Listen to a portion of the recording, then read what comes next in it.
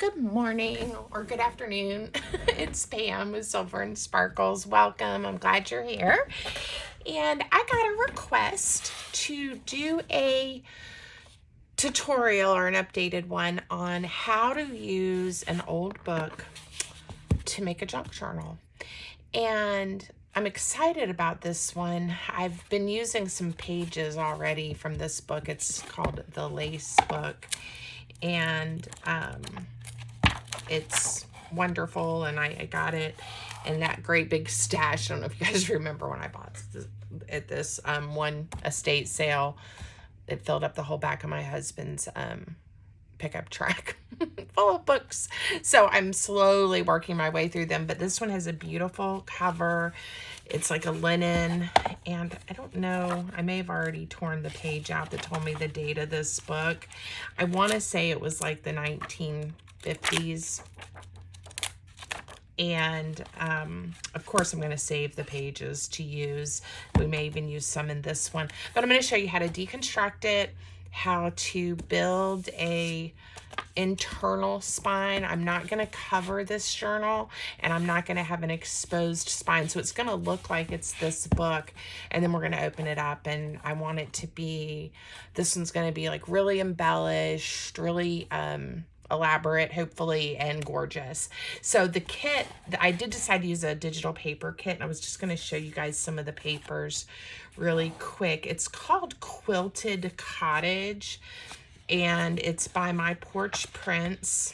I'm not going to flip through every page. It's huge.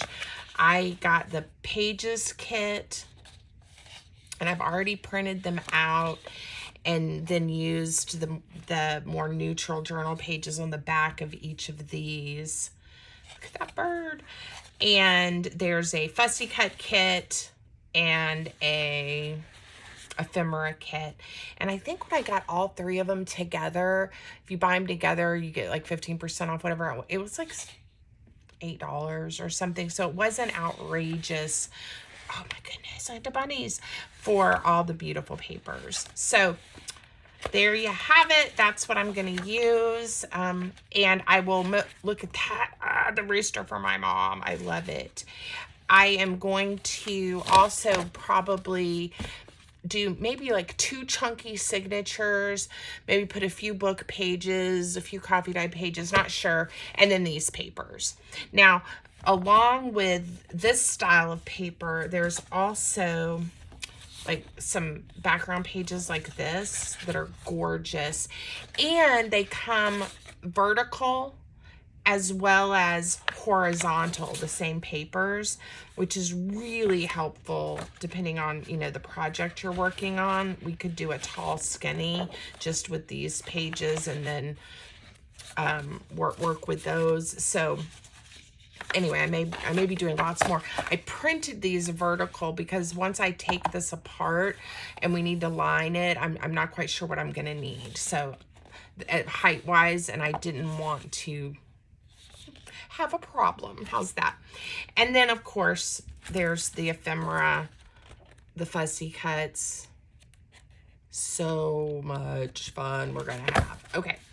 Now, if you, oh, and I've already cut quite a few out just to show you some of the precious pieces. Look at the hedgehog. Look at the kitty. Of course, birds, puppies, another bird, another cat. Just so many sweet pieces to work with. Tags, right? Look at that tree. Okay, so you don't have to have this kit, obviously, to make a journal out of a vintage book or an old book. But I just wanted to show you what I'm going to be using in case that is of interest to you. Use whatever papers. You can use scrapbook paper. You can use magazine paper. I mean, you know, just anything you want. But if you're, you know, if you want to make one similar, find an old book that you don't mind gutting and working with to be your cover. Now, there are a lot of times that I'll have an old book and I don't particularly like the cover, and then I'll cover it with paper and use, you know, use this for my actual book. So lots of options when you are crafting with old books. Okay, the first thing we have to do is get this chunk of the paper out of here, right? And like I said, I've already used some of the pages. Now, sometimes I will attempt to leave this page, and like this one's glued to it, and remove and leave those. Sometimes I go ahead and just trim it right out. I am going to attempt to leave it, because if it doesn't work, we'll just cut it out, right? So the big thing with this is really looking and seeing, like this one is already, you know, kind of coming apart for me, so I can kind of see what I've got going on. But I'm going to be trying to use my razor blade to cut carefully right along, right along here. It'll probably just make more sense as I do it. If you accidentally cut into this, we can do a repair, but certainly, you know, and it's fixable, but I'm going to try not to. And I'm holding it this way. I'm hoping you guys can see what I'm doing. I just try to go slow and kind of check what's happening. With these older ones, there's a lot of fiber. I don't know if that's the right word, but they use like a netting. I can hear it as my razor blade goes through it, okay? And I'm just going to try to not destroy this. And again, we may have to take that other piece out. All right, you can see where it's going to be coming apart. And it's better to go a little slow and shallow in an attempt not to cut, you know, the spine. All right, one side is free, and I'm just gonna have to see how I feel. That's looking pretty good, and I love this paper. Okay, let's see how we do on this side. Now this one, there doesn't appear to be a page glued to it, so I'm gonna go right along this section. There's a lot of glue. I can feel it as I'm coming down. And again, every book is different. You can even do this. Oh, it's going nice and straight, so I'm going to keep going. You can even do this with a book like you get like at the dollar store or like at a yard sale that's more current. You know, some of them are going to be even more challenging, I think, to get apart because it hasn't aged. Some of them are less challenging, you know, but if you want to practice or you just want to use a way to get some good book board inexpensively, you know, if you can get a 25-50 cent book or a $1.25 book, it may be a good option. All right, I have all this beautiful paper, and I now have this cover. Now, I do want to look really quick before we start. Ugh, dirty. It's a dirty job. Before I get to working on the cover, you can see where I've been tearing pages out. And I've shown this technique before if you want to have double pages. That one, it was already cut. So you can just rip a page out, right, and be careful, or you can cut the strings and end up with some double pages or get pages like this, because if I want to, I can sew some of these back into my signatures and use them in my journal. So the way you do that, if you're interested in that from the, you know, the book you're using or from any, you know, any book that's bound with these strings, I just use my seam ripper. It's much easier for me than a razor blade or scissors to get up under there.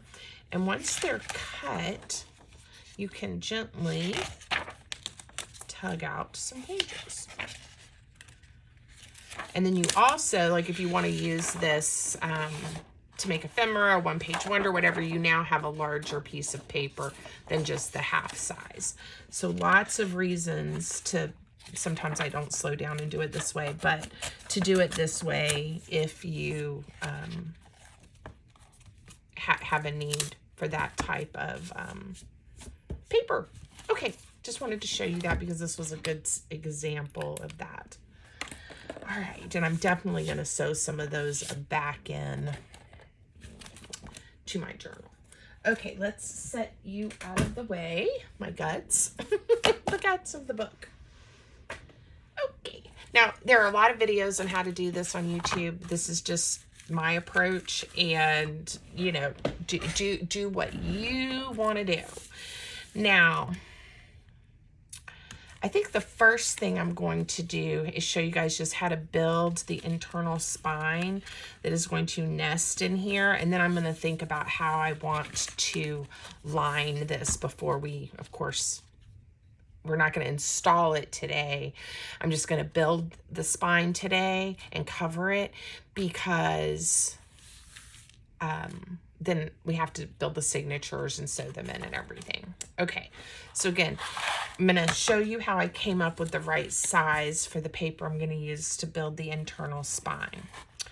And I think I have the right size pre-cut because I really flattened the book and measured. But once you have the guts out, this is when you go to that stage. And you want it to be narrow enough that it will nestle in here nicely, and you have a little bit on either side. You don't want it to be too wide,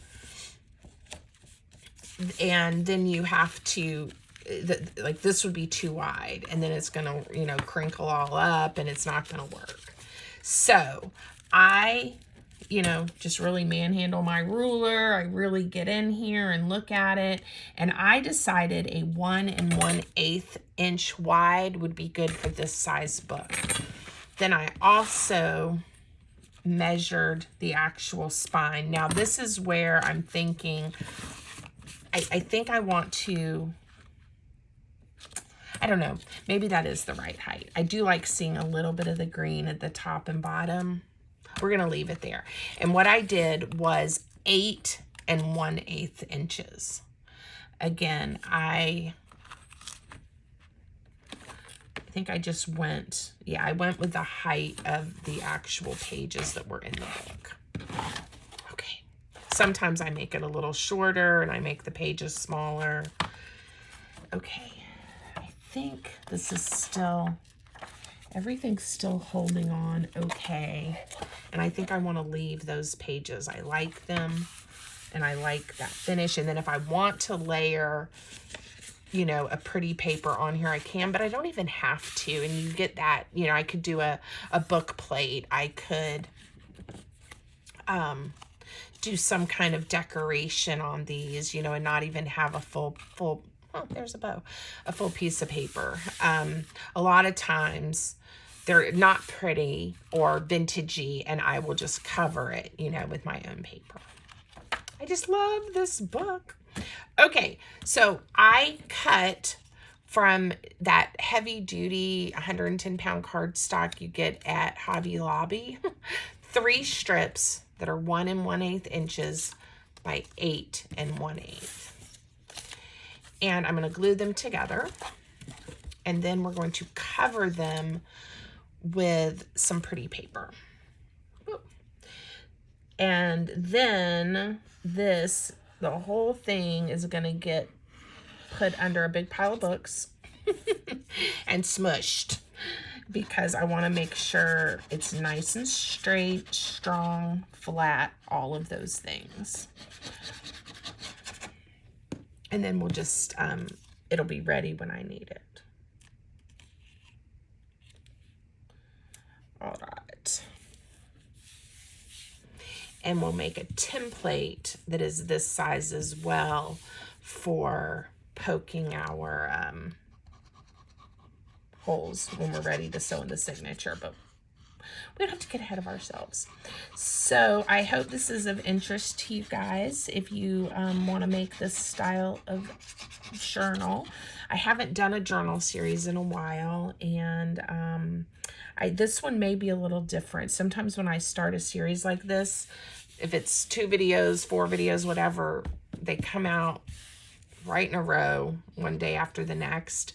This one, I think I'm gonna work on some other things in between, maybe a little bit, and within the next like week or two, it'll be completely finished. But I just wanted to go ahead and tell you guys that, so you're not wondering. And it would also give you time if you want to make one, hopefully, you know, to watch the videos and then do your crafting and then be ready for the next segment.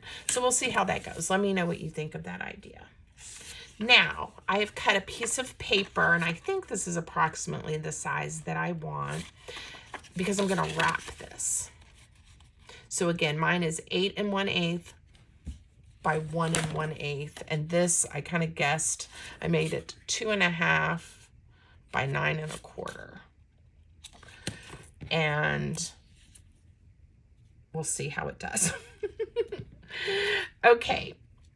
I'm going to go ahead and just glue it centered the best that I can on the back of the paper. This is an internal spine that you will see a touch of it, I guess is the way to put that. When it gets installed, you know, we'll sew the signatures to it and everything before it gets installed in this cover. But when it does get glued down, you'll see just, you know, just a hint of it. So I want it to be pretty. It's not necessary to wrap it, but I want it to be pretty. And you can see I did not get this straight. It's okay. You won't see the other side, the back side, so it's all right. It's okay. I am looking for this, my little corner miter tool. And I got this on Amazon, and I'm just going to line it up with the corner of the spine that I'm building straight, and then cut off these corners to help when I go to wrap this, to get rid of some of that bulk. Again, this is not a necessary tool. You can just take your scissors and carefully cut an angle, or use a straight edge. You could draw a line and then a straight edge and cut. It's just one of those things that makes life a little bit easier if you're doing a lot of this type of crafting. And I use mine all the time. So it is in my Amazon storefront, which is linked in the description. If I remember, I will try to link just this item as well to make it easy for you guys to go look at it if you want to. Okay. And again, all my links are in the description of the videos. I get that question a lot. Folks will say, you know, where do I find the links you talk about? Well, you have to go to the description of the YouTube video. Okay, and that's where they are. All right. I'm going to just use my bone folder. I don't know what is on it. It got dirty somehow. It's okay. We're not going to see this side, and maybe it'll come off by doing this. All right, just to score, you can kind of see what I'm doing, right along the edges of my spine, and to make this paper a little bit easier to fold and wrap around, okay? And then we'll fold this way, get it nice and creased.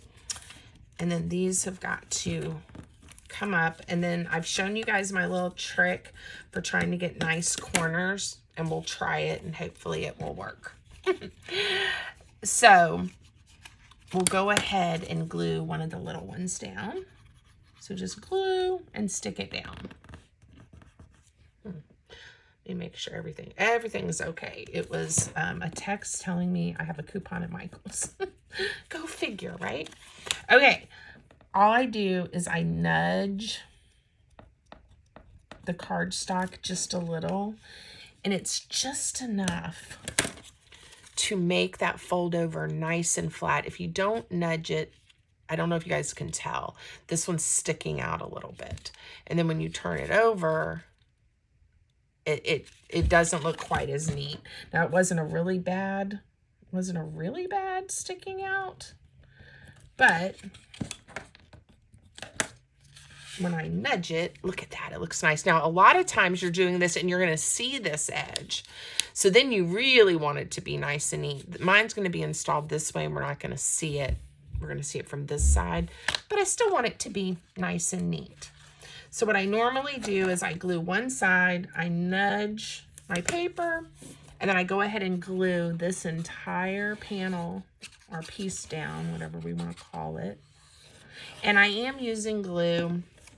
I don't need two-sided tape at this point, and it will dry, and later when I run my needle through here, it'll be less gunk from the tape. Sometimes I have to do that and it's okay, and I can clean my needles if they get gunky because tape doesn't dry. But this will get to dry and it'll be great.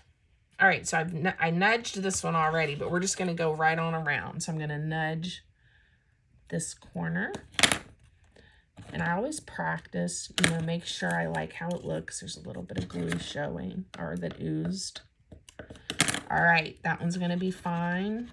So I nudged, and I'm getting it down. See how nice and neat it looks?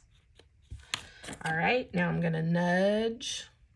Now this is where we're gonna glue this last piece down. You do have to make sure you've nudged both sides. I've already done this one. I just did that one. Fold it over to make sure it looks the way I want it. Yep, I'm happy. And I'm gonna glue it down. So it's just a little bit of an extra step, and I'll give you a little bit nicer look. And I can't remember who I learned that trick from years ago. I wish I could remember. But I think it's something quite a few paper crafters use. So, okay. But I did not invent that technique. How's that? The nudge technique. I love it. It's probably okay, but like I said, when I'm done filming, I'm going to put it under a bunch of heavy books and just make sure it dries nice and straight. You're not going to see a lot of it because the signatures will have, I think I'm going to do, like I said, 2 chunky ones, but you'll see a little bit of it, right? When the book or the journal is there. Now this is going to get a little bit of some kind of lining so we don't have this rough, weird edge. Rough, weird edge. This is where a lot of people will use some fabric, okay? Some people will just use more paper. I've done both. Fabric is great and it's nice and strong, and it's not gonna come apart. Since I have decided to leave these pages, see, imagine if this wasn't here and that was my rough edge, I could do fabric and then I could line this and you wouldn't really see it. If I do fabric and glue it here, I definitely would need to then, I think, layer some paper, which I could do over these 2 pages. That's an option, right? I'm just thinking of my options.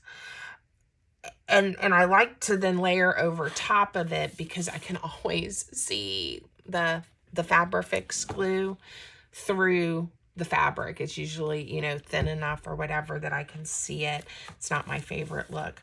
I'm trying to decide if I want to do fabric or if I just want to put a piece of paper in to cover it up. It might not be this piece of paper. Whoa, here's my spine. And then, nudge that in there. It'll add a little more bulk using paper. I didn't grab my fabric because I thought I'd made up my mind I was going to use paper, but now I'm thinking I may do a piece of fabric. So I'm just going to talk louder while I walk around in my craft room and grab a couple of options for fabric. So I'm going with, this is what I grabbed. Okay, I grabbed this pink polka dot because you're not going to see a lot of it, but I thought, well, that might be fun as a little hint or peak of pink. We're not going to see much of it. And then I have these 2 neutrals. I'm going to go with the pink. Now that I'm looking at it and the papers I've chosen, we're going to go pink. I'll put the rest of that away later. Or you can see this is just like a piece that I craft with. Okie doke. And I definitely want to make sure the piece that I use is, my scissors, long enough.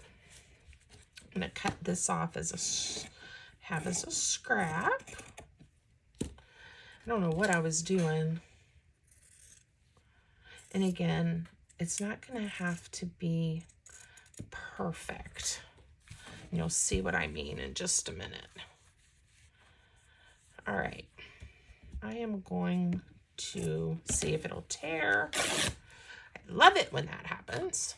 I can remember as a child watching my mother sew, and she would tear fabric, and I thought she was so amazing that she could make it do that. She was a wonderful seamstress. I think I've told you guys that. She made her wedding dress, my aunt's wedding dress. She was going to make mine, and my father was like, do you want your mother to enjoy this wedding or be crazy? And I said, enjoy. And he's like, go buy a dress. So she and I had a lot of fun buying a dress together, of course. But yes, she made my prom dresses.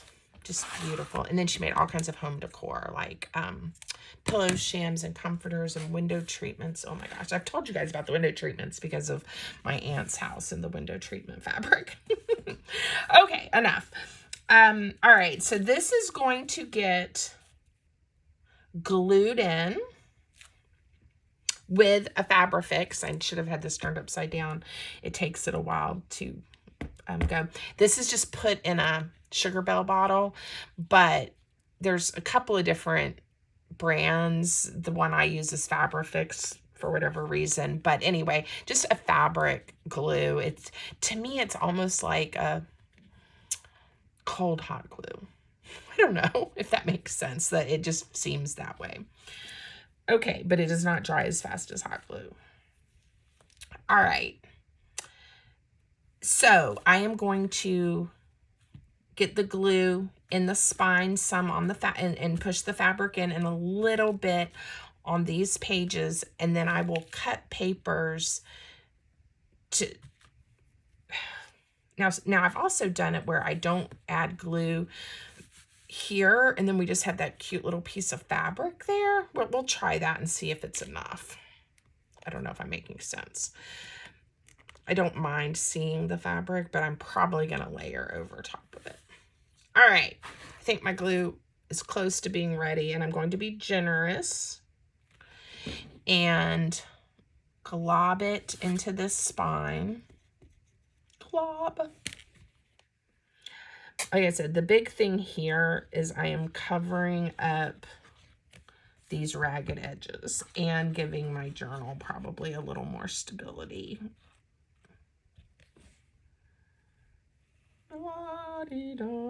I'm just trying to put a bead right along this edge, and if I need to come back and put some underneath, of course I will, underneath the fabric.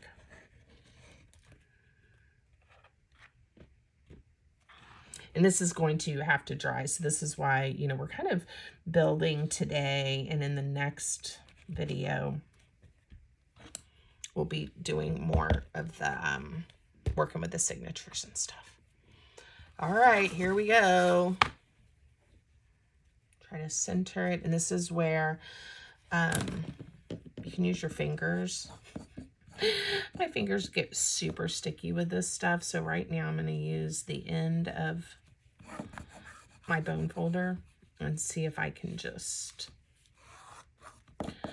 get it in here with this, because the glue, of course, you know, kind of comes up through the fabric, as you can see. So what I'm thinking is I may be able to, and see how I've got it all over. Ooh. This is where I should have grabbed my baby wipes, but I didn't. I'll wipe it up here in a minute. Get it nice and pressed in. And it will dry. Whoa, don't do that, Pam. It will dry. And I'm going to wash my bone folder off. And it's going to be great. So I'm going to decide after this dries if I'm going to glue these down. I'm going to see what it looks like too, the glue with this fabric. and if I'm going to leave these loose just as a feature, or if I am going to glue them down and then layer some paper over them. So then it would look something, depending on the paper I chose, right? Something like that. Okay. All right. So, and I was going to mention, it did not soak through. There's a pretty decent, oh gosh, I don't want to get this in the glue. It'll change the color of my cover. Okay, I need to stop messing with this. It needs to sit and dry. So this is going to dry. This is going to go under a stack of books. It looks nice and straight though already. And while I'm off camera, I'm going to prepare papers that are going to become the signatures. So in the next video, we will definitely, I'll probably have some pre-done, but, you know, fold pages and show you how to put your signatures together, how to sew them in onto this spine that's going to be an internal spine. And I will have made a decision about this and what we need to do there. Okay? And maybe more. Who knows? We'll see how much I get done and what I think is a good length. I hope you guys are excited about this. Maybe go through your stash and pick out some papers maybe that are special that you've been wanting to make something, you know, really fun with. Because like I said, my intent then is even once we get it assembled, I really want to go through some fun page techniques, ephemera techniques, pocket techniques, and just flips and just really have fun with this one. So I hope that's of interest. Let me know. I hope you will give the video a thumbs up and leave me a comment and all the great things. Thanks for joining me, and I hope everybody has a great day. And I'm going to go wash my finger.